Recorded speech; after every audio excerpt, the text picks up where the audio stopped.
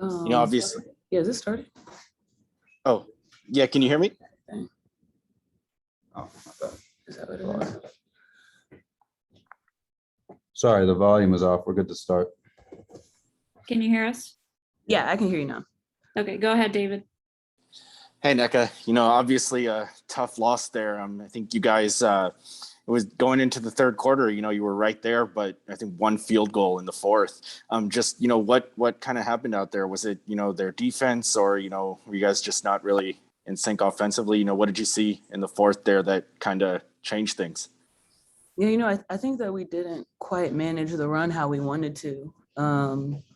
And obviously we weren't able to get the ball in the basket. I know in the fourth, I missed a layup that I know I could normally make. And we had been, I personally don't think that we take smart shots every possession.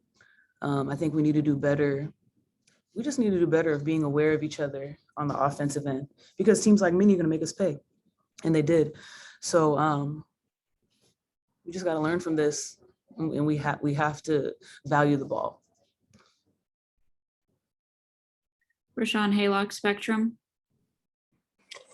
Hey, NECA, to that point in terms of valuing the ball, 50-50 balls were kind of a big thing tonight as well. What did you see from that standpoint? Sorry. Thanks, Eli. Can you repeat that, please? 50-50 balls Mm-hmm. were sort of a big thing tonight as well. What did you see from that standpoint? I think that there were times when we were able to hustle for them, but 50-50 balls has actually been kind of a theme for this road trip, starting with New York. It's just we have to be able to finish defensive possessions, especially. We pride ourselves on our defense, and to not finish with a hustle play, it's tough. Those are possessions that we want.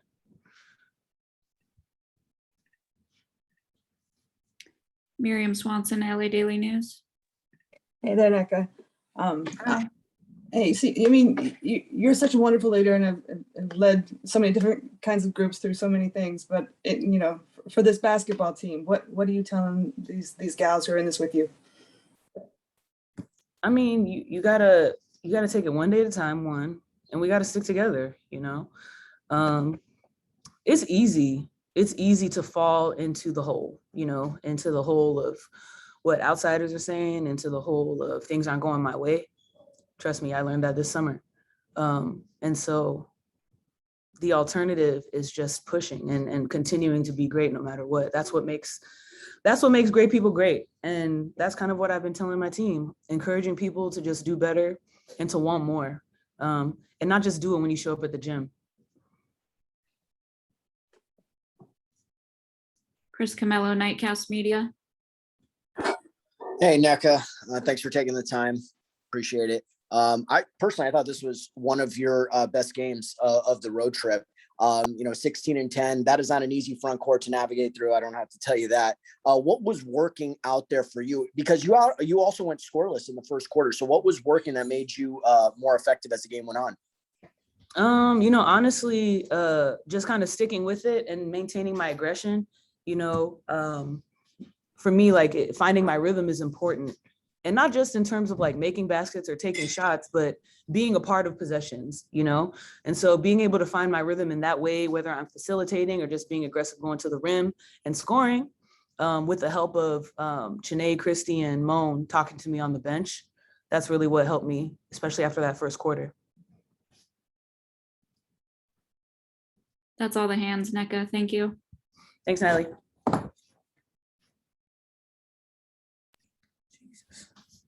Questions for Erica Wheeler. We'll start with Rashawn Haylock, Spectrum. Hey, Erica. How you doing, man? What have you seen that's happening at the end of games offensively these last couple? I think at times we get stagnant. When the play break down, I think we kind of stop a little bit. I just think, when that happens, we got to just keep continuing to move the ball and keep playing basketball. Fitz says it a lot, and I think that's just what we got to do. When plays break down, when teams stop, our first option, just go to the second option. So I think that's what happened. Yeah. how as one of the leaders on this team, how can you sort of use your voice now as you get ready for these last few and still try to make this push? First, we're gonna take this break. We've been on the road for 15 days. I don't think people know how mentally and physically that's tough to play games, travel almost 10 hours just to get somewhere that's only 3 hours away. So I think we're gonna just take these next couple of days and just kind of regroup. Mentally just go away from basketball for a second and then get back at it, in a day or two. And I think we'll be fine. We got 4 left. We'll be all right. Chris Camello, Nightcast Media. Hey, Erica, thank you for taking the time. Obviously not the thanks. Not the ideal finish to the road trip, although I thought you guys really competed. Two-part question. Do you take any solace in how well you guys competed consistently throughout this road trip? And two, do you take any solace knowing we're still right there in the playoff picture? That's the crazy thing about this league, man. Anything can happen. 1 game or 2 game, another team can lose. Everything can kind of change. So you just got to stay poised in that area and not get too far ahead. And the one thing we're gonna do is compete. That's the one thing nobody in this world can question whether we working hard or not. Like, we're gonna compete every night. That's just who we are. That's who Fish is. He's not gonna let us do anything but that. So win or lose, we're gonna always compete.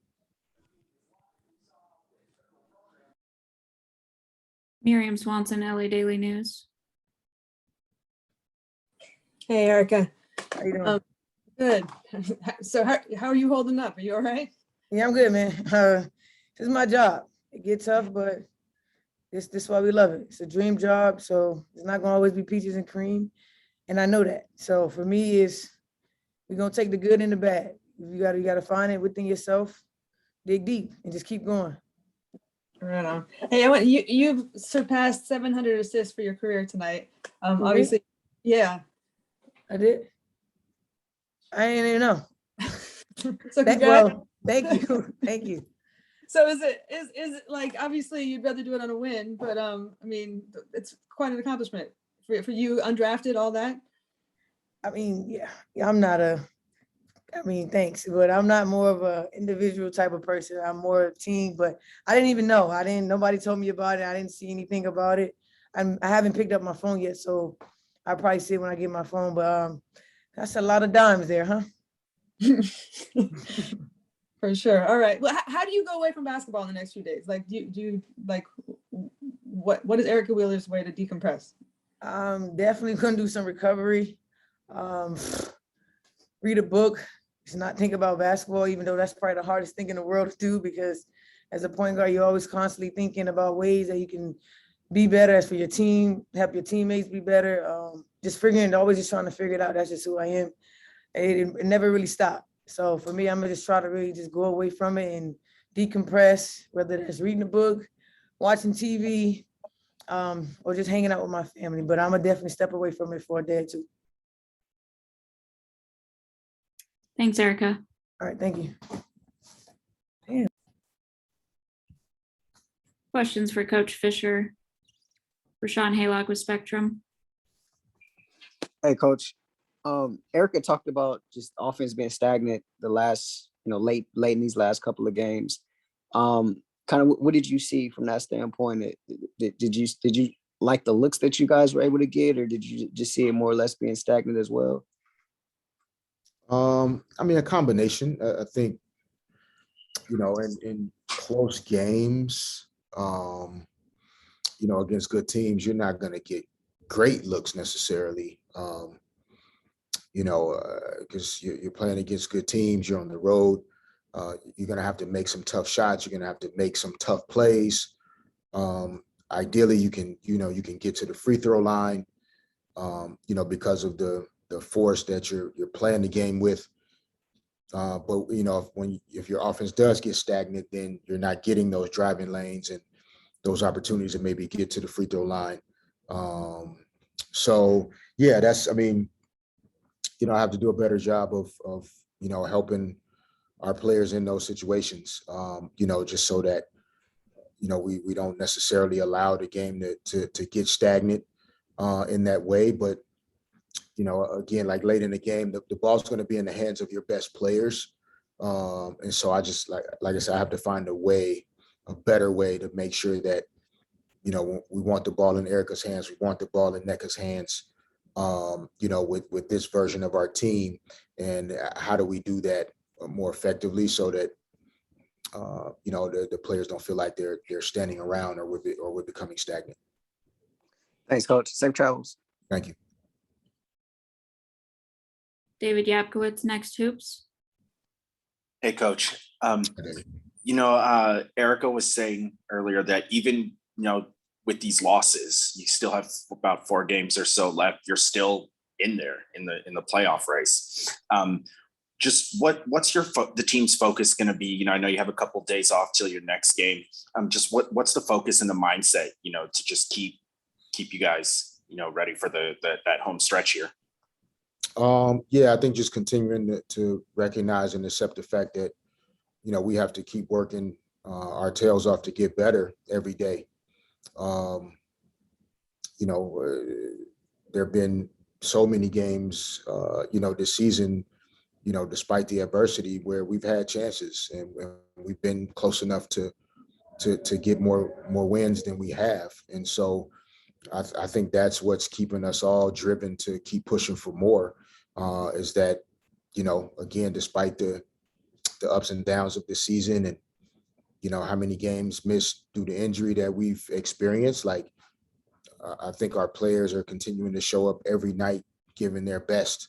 And that's all we can ask, as a staff. And so, like I said, I have to do a better job of putting our players in position to be successful night in and night out. And in particular, in close games, offensively for us, making sure that our team feels like we have some rhythm and not that we're, again, going to get great shots or shoot great percentages every time, but at least that we feel, somewhat decent about the opportunities that we're able to create. And then the players can finish the plays from there. Looks like one more question for Coach. Chris Camello, Nightcast Media. Hey, Coach, thanks for taking the time.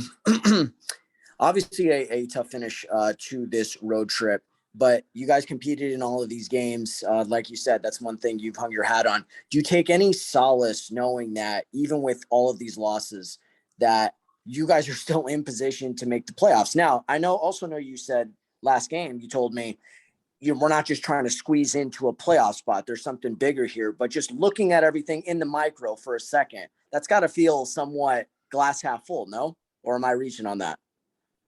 No, I mean, I think for, our players in particular, we have a number of players that joined us for the first time this year that, they haven't had a postseason experience in their career yet. So it would, of course, be a great opportunity, if we were able to get ourselves in better position. But I just think from my perspective and, and trying to lead us going forward, what we're striving for, doesn't equate to hoping that other people don't do well so we can do well.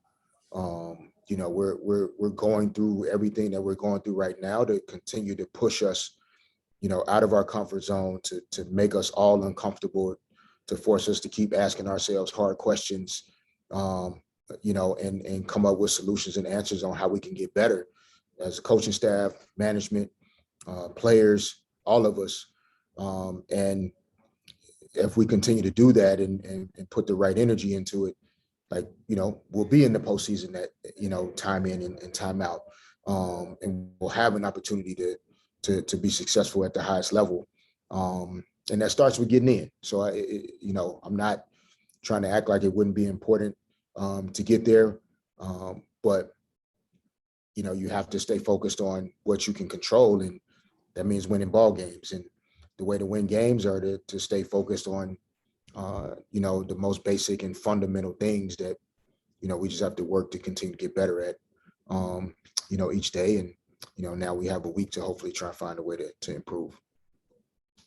We'll do just one more tonight. We'll end with Miriam Swanson, LA Daily News. Hey, Coach. Obviously, this was a long 15-day road trip with all the WNBA travel entails. Any part of this, like you guys sort of a little bit out of gas, considering, how hard you competed every stop, but to kind of, offensively run out with 4 points in the fourth quarter, or was it more Yeah, just a little execution? bit. Yeah, no, I think it's a combination. I mean, but the fatigue part and just being out of gas, like, it's a part of professional sports experience, almost regardless of the sport. You're gonna have those stretches during the season where you have to find it from somewhere.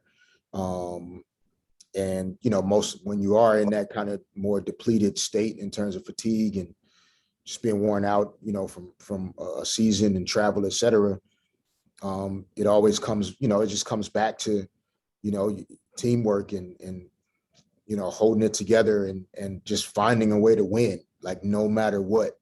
And we couldn't do that tonight. We had some opportunities on this trip that we couldn't get over the hump. So yeah, it's a combination of fatigue, but also we just have to keep working to get better from top to bottom, just so that when we find ourselves in these situations, like we have as many players as possible that are ready to step in and get the job done. And that's the only way we can get there. Thank you, Coach. Thanks.